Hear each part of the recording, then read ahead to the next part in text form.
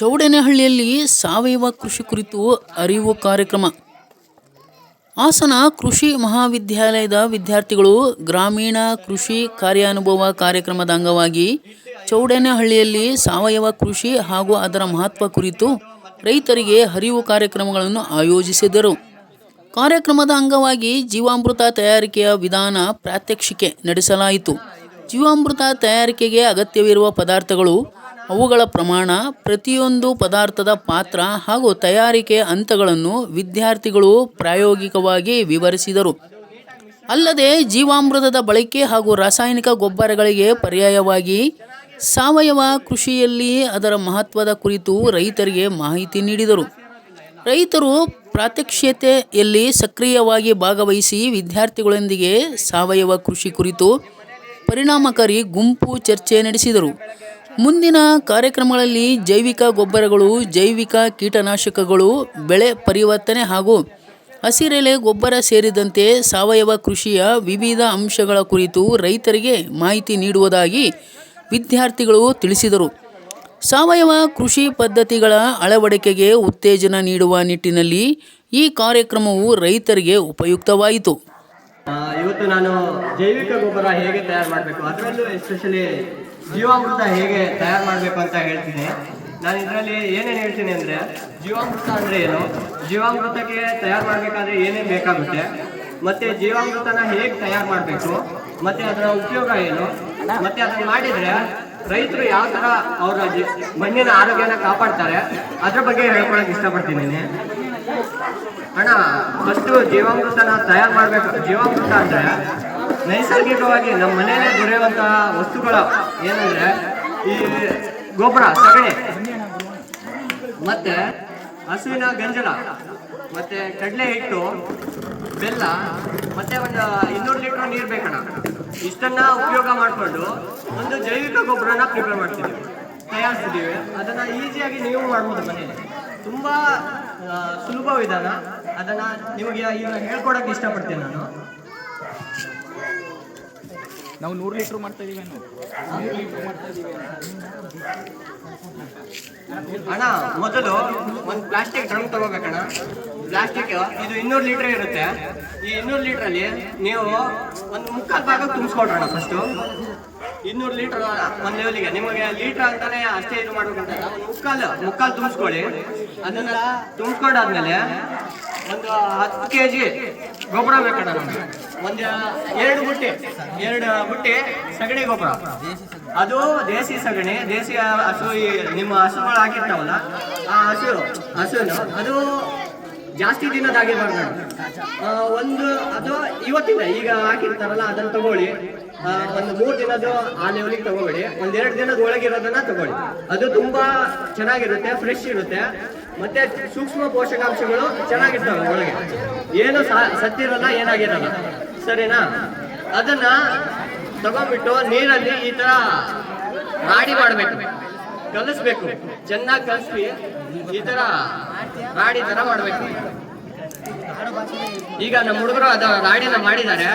ಅದನ್ನ ಈ 100 ಲೀಟರ್ ಮಾಡಿದೀವಿ ನಾವು, ಅದರಲ್ಲಿ ಹಾಕ್ತಿದ್ದೀವಿ. ಎಲ್ಲ ಗಮನಿಸ್ಬೇಕು ಅಂತ ಅಣ್ಣ, ಎಲ್ಲರೂ ಈ ಕಡೆ ಗಮನಿಸ್ಬೇಕು. ಈ ರಾಡಿ ಮಾಡಿದ ಈಗ ಹಾಕಿದೀವಿ ನಾವು.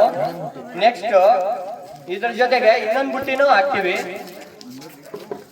ಚೆನ್ನಾಗಿ ಸ್ವಲ್ಪ ನೀರು ಹಾಕಿ ರಾಡಿ ಆಗೋ ಲೆವೆಲ್ಗೆ ಸರಿಯಾದ ಪ್ರಮಾಣದಲ್ಲಿ ಕಲಿಸ್ರಿ ಅಂತ.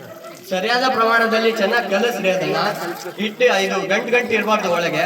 ಅದರಲ್ಲಿ ಏನಾದ್ರು ಗಂಟು ಇರೋದು ಮತ್ತೆ ಕಲ್ಲು ಆ ಥರದ್ದು ಏನಾದ್ರು ಇರಬಾರ್ದು. ಅದನ್ನ ತೆಗೆದ್ಬಿಡಿ ಆವಾಗಲೇ. ವೃತ್ತಾಕಾರದಲ್ಲಿ ತಿರುಗಿಸ್ತಾ ಇರಬೇಕು. ಅದು ನೀಟಾಗಿ ಮಿಶ್ರಣ ಆಗ್ಬೇಕು ಒಳಗೆ. ಏನು ಆ ಥರ ಮಿಶ್ರಣ ಆದಾಗ ಚೆನ್ನಾಗಿ ಇರಬೇಕು. ಅಣ್ಣ, ಇದನ್ನ ನೀವು ನಿಮ್ಮ ಮನೆಯಲ್ಲಿ ಈಸಿಯಾಗಿ ಬೆಳಗ್ಗೆ ಆರಾಮಾಗಿ ಮಾಡ್ಕೋಬಹುದು. ಇದರಲ್ಲಿ ಏನೋ ಜಾಸ್ತಿ ನಿಮ್ಗೆ ಹಣ ಖರ್ಚಾಗೋದಿಲ್ಲ. ಇದರಿಂದ ಮಣ್ಣಿನ ಆರೋಗ್ಯ ಹೆಚ್ಚಾಗುತ್ತೆ, ಮತ್ತೆ ಸಸ್ಯದ ಆರೋಗ್ಯದ ಜೊತೆಗೆ ಮಣ್ಣಿನಲ್ಲಿ ಸೂಕ್ಷ್ಮ ಪೋಷಕಾಂಶಗಳು ಬೆಳೆಗೆ ಪೋಷಕಾಂಶವನ್ನು ಸಿಗುವ ಥರ ಮಾಡುತ್ತೆ. ಅಣ್ಣ ಇದಿಷ್ಟು ಗೊಬ್ಬರ ಅಂತ ಈ ಗೊಬ್ಬರನ ಈ ತರ ಮಿಕ್ಸ್ ಮಾಡಿ ಆ ತರ ಹಾಕಿದ್ಮೇಲೆ ನಾವು ಸ್ವಲ್ಪ ನೀರು ಹಾಕೊಂಡು ಸ್ವಲ್ಪ ನೀರು ಹಾಕೊಂಡು ಇದ್ಬಿಡು. 200 ಲೀಟರ್ಗೆ 2 ಕೆಜಿ ಕಡಲೆ ಹಿಟ್ಟು. ಈ ಕಡಲೆ ಹಿಟ್ಟಿನ ಮಹತ್ವ ಏನಂದ್ರೆ ಈ ಫಸ್ಟ್ ಸಗಣಿ ಹೇಳ್ತೀರಲ್ಲ, ಈ ಸಗಣಿನೇ ಯಾಕೆ ಹಾಕ್ಬೇಕು ಅಂತಂದ್ರೆ ಈ ಸಗಣಿನ ನಮ್ಮ ದನಗಳು ಮೇಯ್ತಾವಲ್ಲ, ಸಸ್ಯಗಳು ಅದರಲ್ಲಿ ನೈಟ್ರೋಜನ್ ಇರುತ್ತೆ, ಸಸ್ಯದಲ್ಲಿ ಸಾರಜನಕ ಅಂತೀವಿ, ಫಾಸ್ಫರಸ್, ಹಸಿರು ಮೇವು ಏನೋ ಇರುತ್ತೆ, ಅದ್ರಾಗೆ ಸಸ್ಯದಲ್ಲಿ ಎಲ್ಲ ಇರುತ್ತೆ. ಫಾಸ್ಫರಸ್ ಇರುತ್ತೆ, ರಂಜಕ ಇರುತ್ತೆ, ಪೊಟ್ಯಾಶ್ ಇರುತ್ತೆ, ಮತ್ತೆ ಸೂಕ್ಷ್ಮ ಪೋಷಕಾಂಶಗಳು ಅಂತೀವಿ, ಕಾಪರ್, ಮತ್ತೆ ಸತ್ತು, ಜಿಂಕ್, ಮತ್ತೆ ಮಾಲಿಬ್ಡಿನಮ್ ಅಂತ ಬರುತ್ತೆ, ಎಲ್ಲ ಇರುತ್ತೆ ಅಣ್ಣ ಅದ್ರೊಳಗೆ. ಅದನ್ನ ಹಸು ತಿಂದು ಹಸುವಿನ ಹೊಟ್ಟೆ ಒಳಗೂ ಮೀಥೇನ್ ಅಂತ ಬರುತ್ತೆ. ಮೀಥೇನು ಮತ್ತೆ ನಮ್ಮ ಇದು ಸೂಕ್ಷ್ಮ ಪೋಷಕಾಂಶಗಳು ಹಸು ಹೊಟ್ಟೆ ಒಳಗೂ ಇರುತ್ತೆ, ತಿಂದು ಹೊಟ್ಟೆ ಒಳಗೂ ಬೆಳೆದಿರುತ್ತೆ. ಅದೆಲ್ಲ ಈ ಗೊಬ್ಬರದೊಳಗೆ ಇರುತ್ತೆ. ಆದ್ರಿಂದ ಇದಕ್ಕೆ ಹಾಕ್ತೀವಿ. ಈಗ ನಾವು 200 ಲೀಟರ್ಗೆ 5 ಲೀಟರ್ ಗಂಜಲ ಹಾಕ್ತೀವಿ. ಆ ಗಂಜಲ ಬೆಳಗ್ಗೆ ಫ್ರೆಶ್ ಇರೋದನ್ನ ತಗೊಳ್ಳಿ. ಅದನ್ನ ಈಗ ಒಯ್ತಿದ್ದಾರೆ. ಈ ಗಂಜಲದಲ್ಲೂ ಅಣ್ಣ ನೀವು ಗಂಜಲನ ಹಸು ಒಯ್ದ್ಮೇಲೆ ನೀವು ಹಂಗೆ ಬಿಟ್ಬಿಡ್ತೀರಾ ಒಂದೊಂದ್ಸರಿ. ಅದನ್ನ ಬಿಡಬೇಡ್ರಿ. ಅದು ಆಕ್ಚುಲಿ ಅದ್ರೊಳಗೆ ತುಂಬಾ ಪ್ರಮಾಣದಲ್ಲಿ ಸಾರಜನಕ ಮತ್ತೆ ಫಾಸ್ಫರಸ್ ಮತ್ತೆ ಪೊಟ್ಯಾಶ್ ಇವು 3 ಇರ್ತವೆ. ನಿಮಗೆ ಅದ್ರ ಬಗ್ಗೆ ತಿಳಿಸ್ಕೊಡ್ತಿದೀವಿ. ಅದು ನೆಕ್ಸ್ಟ್ ನಾವು ಅದ ಕಡಲೆ ಹಿಟ್ಟು 200 ಲೀಟರ್ಗೆ 2 ಕೆಜಿ ಕಡಲೆ ಹಿಟ್ಟು ಹಾಕ್ತಿದೀವಿ. 4 kg ಕಡಲೆ ಹಿಟ್ಟನೇ ಹಾಕ್ಬೇಕಿಲ್ಲ. ತೊಗರಿ ದ್ವಿದಳ ಧಾನ್ಯಗಳು ಏನ್ ಬರ್ತಾವಲ್ಲ, ಈ ತೊಗರಿ ಆಗಿರ್ಬೋದು, ಹೆಸರು ಬೇಳೆ ಅಂತ ಬರುತ್ತೆ, ಹೆಸರು ಮತ್ತೆ ಇದು ಕಡಲೆ ಹಿಟ್ಟು, ಇದೆಲ್ಲ ಹಾಕಿದ್ರೆ ಇದು ಯಾಕೆ ಹಾಕ್ತೀವಂದ್ರೆ ಈ ಸೂಕ್ಷ್ಮ ಪೋಷಕಗಳು ಇರ್ತಾವಲ್ಲ ಗೊಬ್ಬರ ಜೊತೆಗೆ ಸೂಕ್ಷ್ಮ ಜೀವಾಂಶಗಳು ಇರ್ತಾವಲ್ಲ, ಅದ್ರ ಬೆಳವಣಿಗೆ ಹಾಕ್ತೀವಿ. ಇದನ್ನ ಹಾಕಿದ್ರೆ ಬೆಳವಣಿಗೆ ಚೆನ್ನಾಗಾಗುತ್ತೆ. ಅದ್ರ ಜೊತೆಗೆ 1 ಕೆಜಿ ಬೆಲ್ಲನ ಯಾಕೆ ಹಾಕ್ತೀವಿ ಅಂದ್ರೆ ಇದರಲ್ಲಿ ಕಾರ್ಬನ್ ಕಂಟೆಂಟ್ ತುಂಬಾ ಇರುತ್ತೆ. ಇದು ಮತ್ತೆ ಒಂಥರ ಸಿಹಿ ಇರುತ್ತಲ್ಲ, ಪೋಷಕಾಂಶನ ಬೆಳೆಯಕ್ಕೆ ನಮಗೆ ನಾವು ಮಣ್ಣಲ್ಲಿ ಸೇರಿಸಬೇಕಾಗಿರೋದೇ ಮೂಲಕ ಪೋಷಕಾಂಶ ಇದು ಸೂಕ್ಷ್ಮ ಜೀವಿಗಳನ್ನ. ಈ ಸೂಕ್ಷ್ಮ ಜೀವಿಗಳನ್ನ ಹಾಕಿದಾಗ ಆ ಮಣ್ಣಿನ ಆರೋಗ್ಯ ಚೆನ್ನಾಗಿ ಬೆಳವಣಿಗೆ ಆಗಕ್ಕೆ ಬೆಲ್ಲನ ಹಾಕ್ತೀವಿ ನಾವು. ಇದ್ರ ಜೊತೆಗೆ ಆಗ್ಲಿ ಫಂಗಸ್ ಆಗ್ಲಿ ಅವೆಲ್ಲ ತುಂಬಾ ಹೆಲ್ತಿ ಆಗಿರೋದು ಅವೆಲ್ಲ ಇರ್ತವೆ. ಬೇಕಾದ್ರೆ ಹುಟ್ಟದ ಮಣ್ಣು ತರ್ಬೋದು, ಆಲದ ಮರದ ನೆರಳು ಬಡ್ಡೆಯಲ್ಲಿ ಇರ್ತಾವಲ್ಲ ಆ ಮಣ್ಣು ತರ್ಬೋದು, ಬೇವಿನ ಮರದ ಬಡ್ಡೆ ಇರುತ್ತಲ್ಲ ಆ ಮಣ್ಣು ತರ್ಬೋದು. ಸ್ವಲ್ಪ ಫಲವತ್ತತೆ ಆಗಿರೋ ಮಣ್ಣನ್ನ ತರಬೇಕು. ಅದನ್ನ ಈಗ ನಮ್ಮ ಹುಡುಗರು ಹಾಕಿದ್ದಾರೆ. ನಾ ಎದ್ದು ಬನ್ನಿ, ಒಂದು 2 ನಿಮಿಷ ತೋರಿಸ್ತೀನಿ. ಅಣ್ಣ ಸ್ವಲ್ಪ ಬನ್ನಿ ಅಣ್ಣ, ಎಲ್ರು ಬನ್ನಿ ಅಣ್ಣ, ಎಲ್ರು ಬನ್ನಿ ಅಣ್ಣ, ಎಲ್ರು ಎದ್ದು ಬರ್ಬೇಕು ಅಣ್ಣ ಎದ್ದು ಬಂದು ನೋಡಿ ಅಣ್ಣ. ಅಕ್ಕ ನೀವು ಬರ್ಬೋದು, ಬನ್ನಿ ಬನ್ನಿ ಅಕ್ಕ, ನೋಡ್ಕೊಳ್ಳಿ ಸ್ವಲ್ಪ. ಇದು ಸ್ವಲ್ಪ ಯಜಮಾನ್ರೆ ಬನ್ನಿ ಬನ್ನಿ. ನಾವು 1 ಎಕರೆಗೆ 200 ಲೀಟ್ರ್ ನೀರು ಹಾಕೊಂಡು ಪ್ರಿಪೇರ್ ಮಾಡ್ಕೊಂಡಿದ್ದೆ. 200 ಲೀಟ್ರ್ ಡ್ರಮ್ಮು ನಾವು 1 ಎಕರೆಗೆ 200 ಲೀಟ್ರ್ ಪ್ರಿಪೇರ್ ಮಾಡ್ಕೊಬೇಕು ಅಣ್ಣ. ಇರೋದು 200 ಲೀಟ್ರಿಗೆ ನೀರು ಬೇಕು, ಜೊತೆಗೆ ನಾವು ಸ್ವಲ್ಪ 200 ಲೀಟ್ರ್ ನೀರು ಬೇಕು ಅಣ್ಣ. ಬರ್ಬೇಕು ಎಲ್ರು ಎದ್ದು ಬನ್ನಿ. ಇಲ್ಲ ನೋಡ್ಕೊಳ್ಳಿ ಅಣ್ಣ. ಆಮೇಲೆ ಗಂಧ ಬೇಕು, ಬೆಲ್ಲ ಬೇಕು, ಬರ್ರಿ ನೀವು. ಯಾವ್ದಾದ್ರು ಕಡಲೆ ಹಿಟ್ಟು ಬೇಕು. ಕಡಲೆ ಹಿಟ್ಟಾಗಿರೋ ಆಗಿರ್ಬೋದು ಅಥವಾ ನೀವು ಬೇರೆ ಒಂದು ಕೈಲಿ ಹಿಡಿಯಾಗೋಷ್ಟು ದ್ವಿದಳ ಧಾನ್ಯದ ಹಿಟ್ಟು, ಬೇಳೆ ಆಗಂತ ಹಿಟ್ಟಾಗಿರ್ಬೇಕು ಅಣ್ಣ. ಬೇಳೆ ಹಿಟ್ಟಾಗಿರ್ಬೇಕು ಆಯ್ತಾ. ಇಷ್ಟು ಇರ್ಬೇಕು ಅಣ್ಣ. 1 ಹಿಡಿ ಮಣ್ಣು ಇರ್ಬೇಕು. ಏನೇನ್ ಬೇಕು? 2 ಮಂಕ್ರಿ ಸಗಣಿ, ಗದ್ದ, ಆದ್ರೆ ಚೆನ್ನಾಗಿರುತ್ತೆ. ಇನ್ನು ಕಡಲೆ, 1 ಹಿಡಿ ಮಣ್ಣು, 5 ರಿಂದ 10 ಲೀಟರ್ ಗಂಜಲ ಇಷ್ಟು ಇರ್ಬೇಕಣ್ಣ. ಇಷ್ಟನ್ನು ನೀಟಾಗಿ ಮಿಶ್ರಣ ಮಾಡಿ ತುಂಬಿಸ್ಬೇಕು. ಫುಲ್ಲು ತುಂಬಿಸ್ಬೇಕು ಅಣ್ಣ. ಇದು ನೀರು 200 ಲೀಟರ್ ಫುಲ್ ತುಂಬಿಸ್ಬೇಕಣ್ಣ.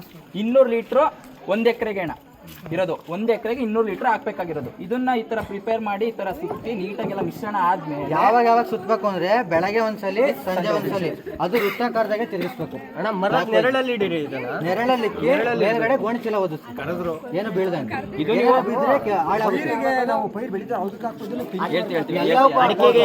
ಇದೋಣ ಈ ತರ ತಿರುಗಿ ಪ್ರತಿದಿನ 2 ಸಲ ತಿರುಗಿಸಿ 2 ರಿಂದ 3 ದಿನ ಬಿಡ್ಬೇಕಣ್ಣ.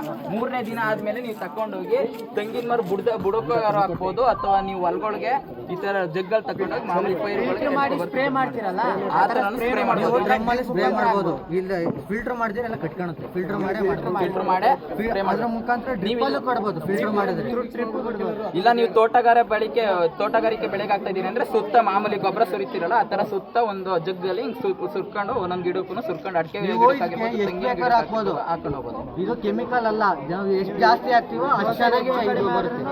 ನೀವು ರಾಸಾಯನಿಕಗಳು ಹಾಕ್ಬೇಕಾದ್ರೆ 2 ಮುಚ್ಚಳ 3 ಮುಚ್ಚಳ ಅಂತಾನೆ ಹೇಳ್ತಾರೆ. ಈಗ ಆ ತರದ್ದು ಯಾವುದೇ ತರ ಇರೋದಿಲ್ಲ. ನೀವು ಎಷ್ಟು ಹಾಕ್ತೀರೋ ಅದು ನಿಮ್ಮ ಮಣ್ಣು ಆರೋಗ್ಯನ ಹೆಚ್ಚಿಸ್ತಾ ಹೋಗುತ್ತೆ. ಅಂದ್ರೆ ಸಡನ್ ಆಗಿ ಏನೋ ಬರಲ್ಲ ರಿಸಲ್ಟ್. ನೀವು ಹಾಕ್ತಂಗೆ ಜಾಸ್ತಿ 8 ದಿನ ನೆರಳಲ್ಲಿ ಇಡಬೇಕು ಅಂತ ನೆರಳಲ್ಲೇ ಈ ತರ ಮಾಡಿ ಮಡಗಿರ್ಬೇಕಣ್ಣ. ಅದು ಮಾಡಿ 7ರಿಂದ 10 ಸ್ಥಳ ಹಾಕಿದ್ರೆ ಚೆನ್ನಾಗಿರುತ್ತೆ. ಅವಾಗ ಇದು ಒಳಗಿರ್ತಾವಲ್ಲ ಸೂಕ್ಷ್ಮ ಜೀವಿಗಳು ಅವು ಹೆಚ್ಚಿನ ಸಂಖ್ಯೆ ಇರ್ತವೆ. ಇವು ಜಾಸ್ತಿ ದಿನ ಬಿಟ್ಕೊಂಡೋದ್ರೆ ಅವೆಲ್ಲ ಸತ್ತೋಗ್ತವೆ. ಅದು ಪಿರಿಯಡೇ ಅಷ್ಟು ಟೈಮ್ ಇರೋದೇ 10 ದಿವಸ. ಅವಾಗ ಜಾಸ್ತಿ ಇರ್ತವೆ ಇದ್ರೊಳಗಡೆ. ಅವು ಬದುಕಿರೋದೇ 8ರಿಂದ 10 ದಿನ. ಅಷ್ಟರೊಳಗೆ ಹಾಕಿದ್ರೆ ತುಂಬಾ ಚೆನ್ನಾಗಿ ಇಳುವರಿ ಕೊಡ್ತದೆ ಮತ್ತು ಪರಿಣಾಮ ಸಿಗ್ತದೆ. ನಿಮ್ಗೆ ಹಾಕಿದ್ರು ಪರಿಣಾಮ ಸಿಗುತ್ತೆ. ಇಲ್ಲ ಅಂದ್ರೆ ನಿಮ್ಗೆ ಯಾವುದೇ ತರ 10 ದಿವಸದ ಮೇಲೆ ಬಿಟ್ಟು ನಂಗೆ ಕೆಲಸ ಇತ್ತು ಅದಿತ್ತು ಇದಿತ್ತು ಅಂತ ಮಾಡಕ್ ಹೋದ್ರೆ ಕಡಿಮೆ ಹಾಕೋದು.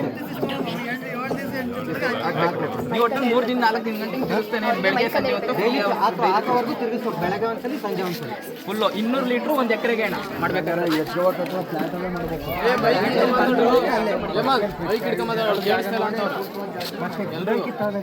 ಇನ್ನೊಂದ್ಸತಿ ಹೇಳಿ ಎಕ್ಸ್ಪ್ಲೇನ್ ಮಾಡಿ ಕೊಟ್ಟಿದ್ದ ಗಂಧಾರ ಅಣ್ಣ. ಇದು ಏನು ಅಂದ್ರೆ ನಾವು ಅಣ್ಣ ಗೊತ್ತಾಯ್ತು ಅಣ್ಣ ಏನಾದ್ರು